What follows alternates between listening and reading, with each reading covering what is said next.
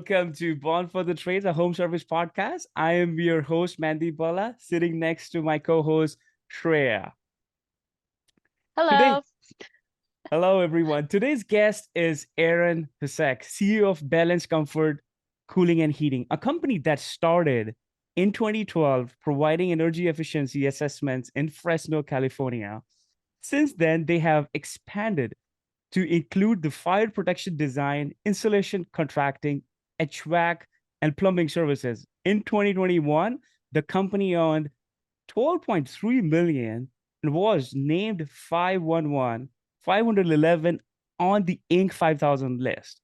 With the fast mindset, Aaron is not afraid to try new things and prioritize profitability through methods such as EPLI, ERC, and job sheet analysis. Aaron is also a friend, and Shreya and I have been lucky enough to spend some time with him and hear about his successes. So we wanted to share with you all today's show. Aaron is going to tell you about how he grew his business from 1 million to 16.5 in only 4 years.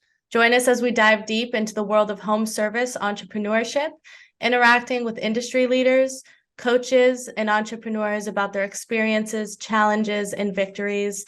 Through their inspiring stories, we hope to equip our listeners with the tools and knowledge they need to succeed in the competitive home service industry.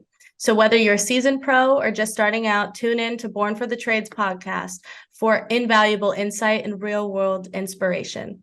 Hey, Aaron, welcome to our show. Welcome, Aaron. Thank you very much. Thank you. Thank you for having me. Honored to be asked to be on the show. I really appreciate the opportunity to be here. Thank you for coming on our show. This is going to be great.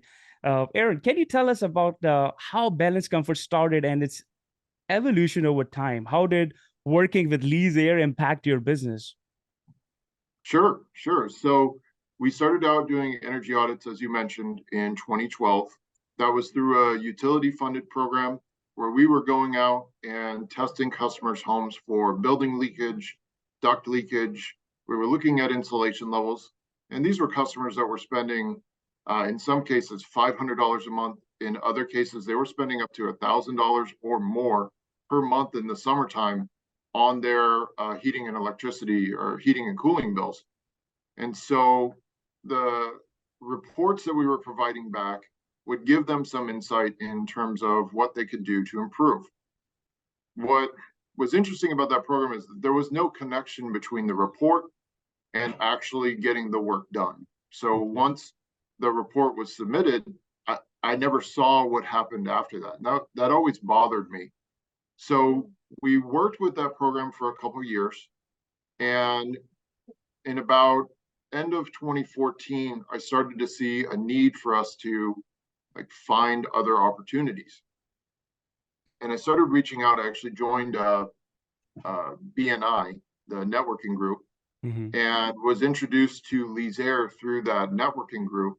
A good friend of mine named Jeff Stamps was at BNI, and I was talking to him about doing their HERS ratings, which is a testing that's required in California when a new heating air conditioning system was installed. And the answer that I got was like, no, we're already doing something about that. And I was like, well, I know there's something there. Right. So he said the person you need to talk to is Tom Howard. Okay. Oh. I know who Tom is, right? Yeah. And so Tom ends up at one of the meetings, and I approach and talk to him and say, hey, I've got the BPI certification. There's this program called Energy Upgrade California that's out right now. I can help you and your customers get these rebates where if you don't have this certification, you can't. And so I approached him with it, and Tom, outstanding businessman that he is, saw an opportunity and said, hey, well, let's give this a shot. Let's see what this looks like. So we kind of set it up that way where I was going to go do audits for their customers. And I remember, one of the first energy audit requests that we got, I went out to the customer's home, did the energy audit. They had just moved in. They needed their ductwork replaced. They had almost no insulation. They had an older air conditioning system, all of it, right? Right. Pool pump was old. They needed a variable speed pool pump. And so I went back to them after working with Tom on a proposal, and he said, well, do you want to go offer the solutions? Which, again, that was something that I had always been missing. So I went back, offered the solutions, and the customer ended up moving forward. And it was a $26,000 job. So I have that contract in hand, and I go to the office the next day, and Tom goes, hey, how did that go? And I handed him the contract for 26,000. It was very surprised. The average ticket at the time was 7,500. 7,500. And so I walk in with a contract for 26,000, and this was in 2015. And that was not a common system or job size at that time. Right. And so, you know, from there, you know, he asked me, hey, well, do you want to do this more often? And, you know, I'm looking at the potential commission on a job like that. I'm thinking, well, yeah, yes, I do. You know, it's a pretty easy decision. So we started a relationship there where I was doing energy audits. I would process the rebates. I would go run some of these sales calls that were related to this rebate program. And then that eventually expanded into running calls for HVAC system replacements, and helping customers trying to understand, for those that were willing, because not everyone wants to know about all the problems in their house, how to improve their home and the solutions that we could offer. Got it. And Awesome. that's everything got started in 2015, like with HVAC. Yeah. So I started doing sales for Lee's. I was at the time I ended up being a Lee's employee while still owning Balanced Comfort. And Balanced Comfort wasn't doing a whole lot at that time because the energy audit program had pretty much gone away. And so we were trying to figure out what we were going to do for Balanced Comfort. You know, it was still taking care of the rebates and so forth, which at the time was only me. So I brought somebody else on to help with that. But yeah, I ended up at Lee's for about 5 years, 5 years. doing residential sales of heating, air conditioning, ductwork, insulation, stuff like that. And I learned a lot. That was an experience that, you know, there's nothing else that could replace that experience that I got from learning, working with Tom, working with Tyson Freeman, and Jeff Stamps, as I mentioned, a number of other people at Lee's, and I was watching their growth, and it was very impressive. I didn't fully understand it like I do now, how impressive that growth was at the time. But yeah, we were a growing company, and that was exciting to be part of. So Yeah. And how did you transition back into Balanced Comfort? Because you said you focused on sales for about 5 years at Lee's. You still had Balanced Comfort, but it was a little slower at that time because of the program. So what happened there to transition back and grow that company? sure. So in 2018, you know, we saw that, okay, well, Lee's is selling insulation and we're subbing it out to another contractor.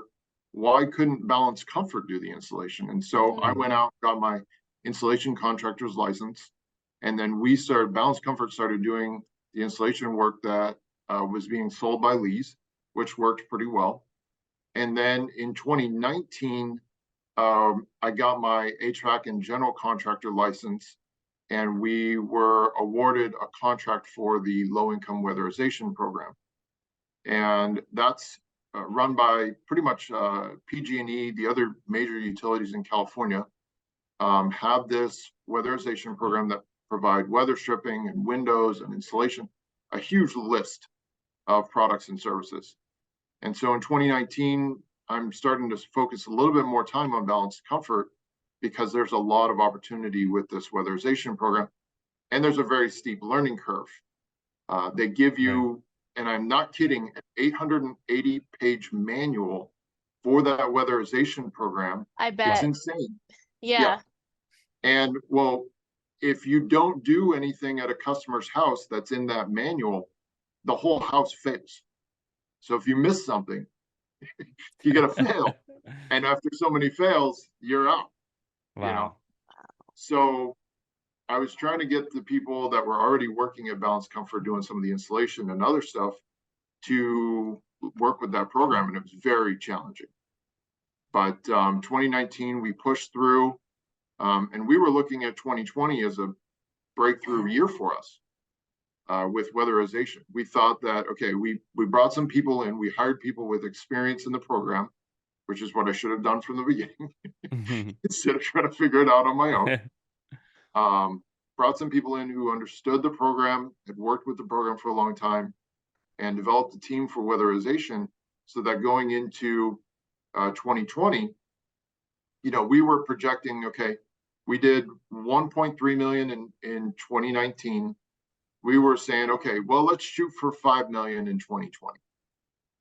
Let's go. We did the math, we worked it backwards, and it worked out, right? So there was a potential for us in weatherization to get that done. And March of 2020 rolls around, and our utility PG&E says you can't go in people's homes anymore. We don't know what this COVID is. It's too dangerous. You can't go into people's homes. So overnight, we went from this is going to be awesome, we're going to rock and roll this year, to you have no work to do. Right. Completely. How'd you handle that one? Well, I thought about it logically in terms of what other options do we have? Right. There was really two options that point in time. And the other thing that played a really important factor in our transition is Lee's Air had laid off a bunch of people, and I got laid off by Lee's Air at about the same time that this happened with PG&E. So here I was, no longer with a sales position, and no longer with a weatherization contract. And it's like, okay, well, what are we going to do now? So it was pretty dire straits there. Yeah. Yeah, just solution mode. What are we gonna do? Yes, exactly. Exactly. So 1.9, right? 1.3 from 1.3 in 2019, and then you hit like 5 million. You actually hit 5 million in 2020. Yeah, in 2020, we ended up doing 5.5 million because we pivoted into HVAC in April of that year, hired an HVAC technician, brought some of the weatherization people back in that wanted to learn HVAC and start working in that field. But yeah, we were one of the companies that did a major COVID pivot and moved into HVAC. Had a lot of success with that and ended the year at 5.5 million. That is awesome. I exceeded our goals. Yeah. I know we briefly talked that like True Grit about this. Yeah. Like want to share like more value to the listeners. If you want to share what were the major challenges going on, like going from 1.3 to 5.5. If you want to share those challenges with the like small company owners so that they can apply back and be ready. Yeah. So one of the things that I realized as when scaling like that was that I was the bottleneck. As the owner, you get this mentality that if I'm not doing it, it's not getting done, or it's not getting done right. And you have to get rid of that idea or concept. Otherwise, the potential for you to grow doesn't exist. Mm-hmm. You will be what holds the rest of the company up. And no one is going to tell you that. Yeah. Right. Your team is not going to say, you're the one screwing this up. Get out of our way.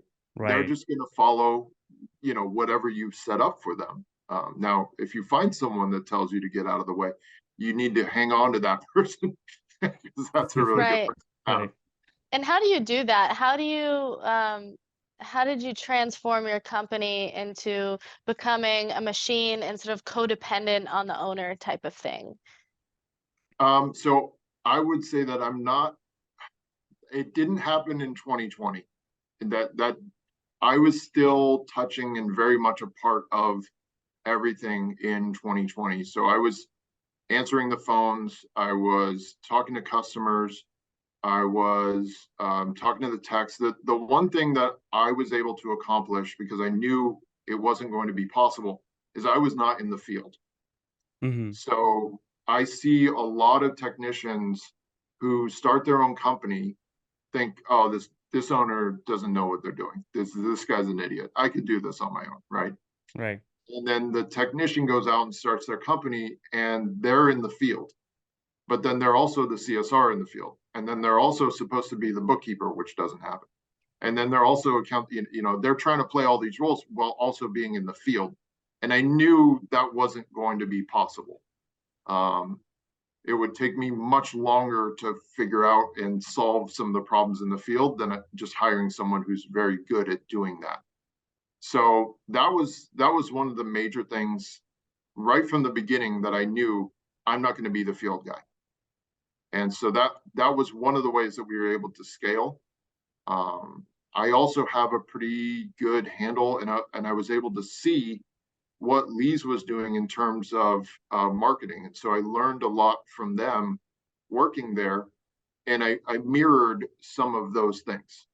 I also built a team and put a team in place who understood what we needed to do, and bringing that team on made a huge difference Right.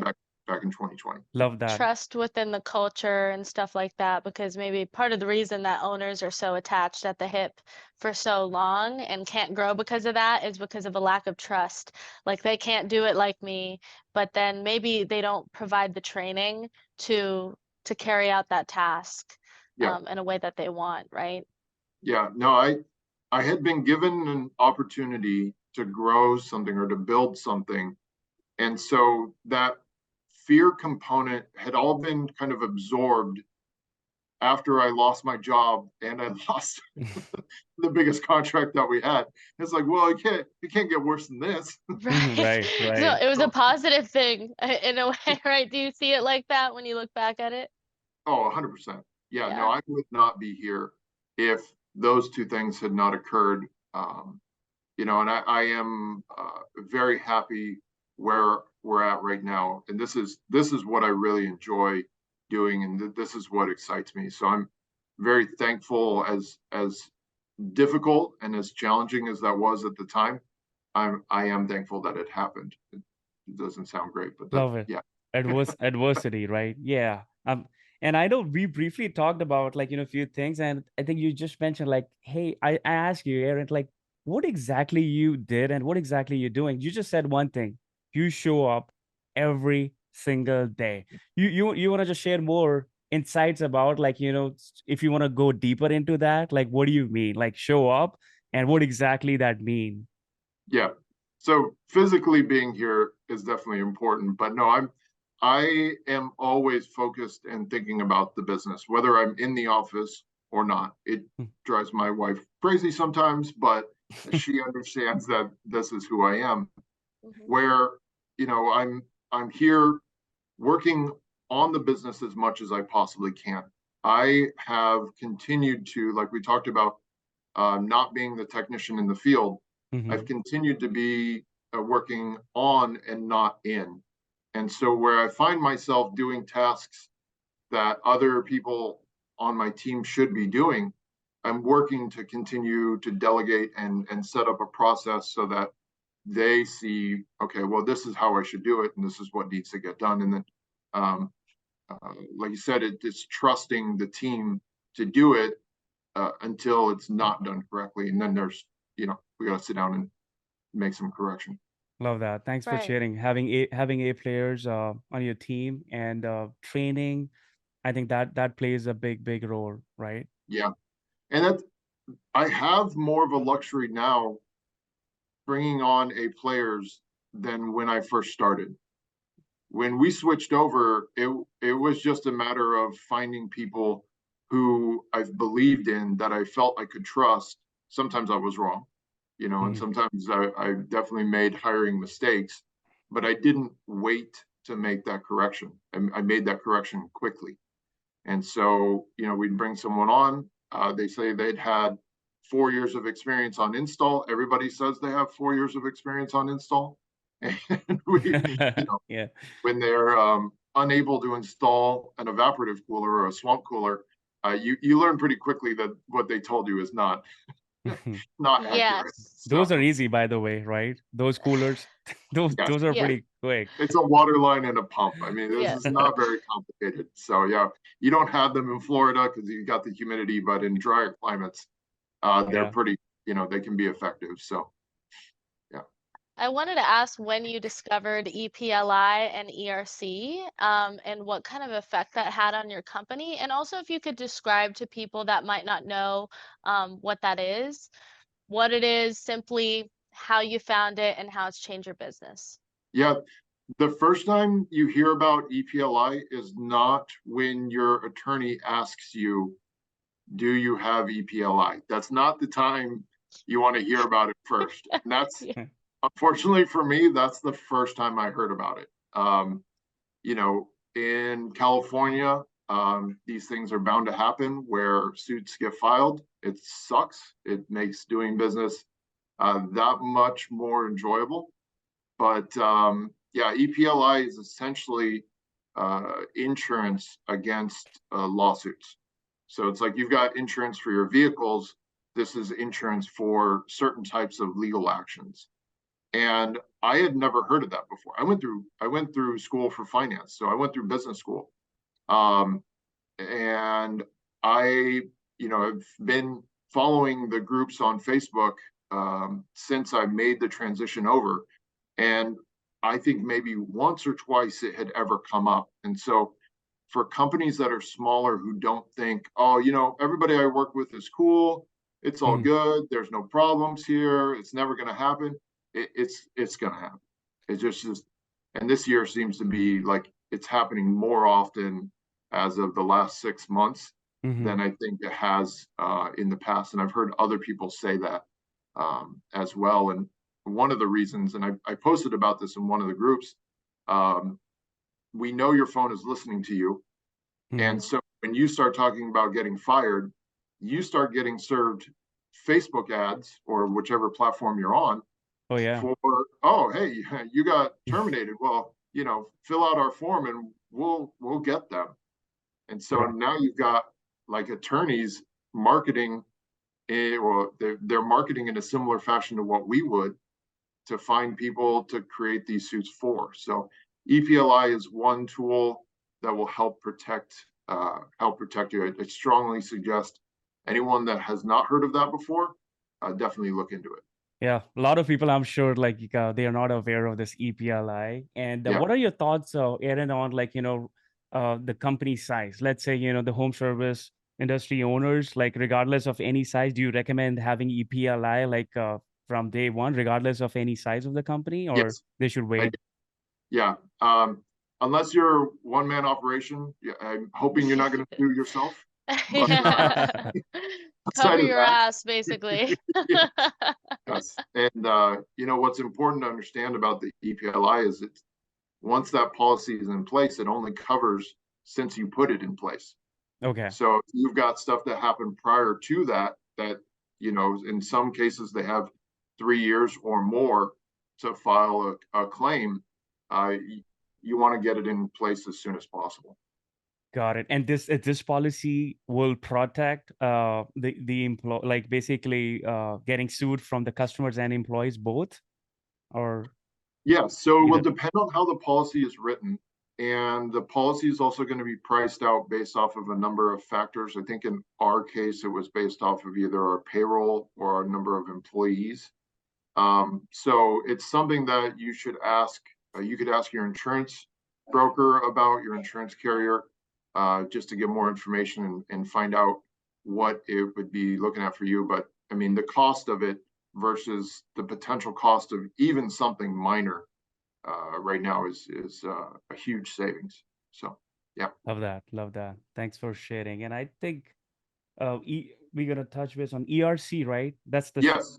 yeah. All right. The employee retention credit. So if people haven't heard of the ERC and they were around prior to or during 2020, there are still funds available for people to take advantage of the retention credit, and that's something that typically you'd use a CPA, or there are also firms who specialize in doing it, but there's still a lot of people that have never heard of it before. They think it's not real, and it most certainly is real, and it's something that everyone should look into because it's the rare opportunity for you to get money back from the government. From the government. Like I thought that's not for real. And I think there are a couple of agents, they have been trying to reach our company to have that ERC. I was like, that's not for real. But then I got to know that's something, we can get like, up to $20,000 per employee. Like, Yeah,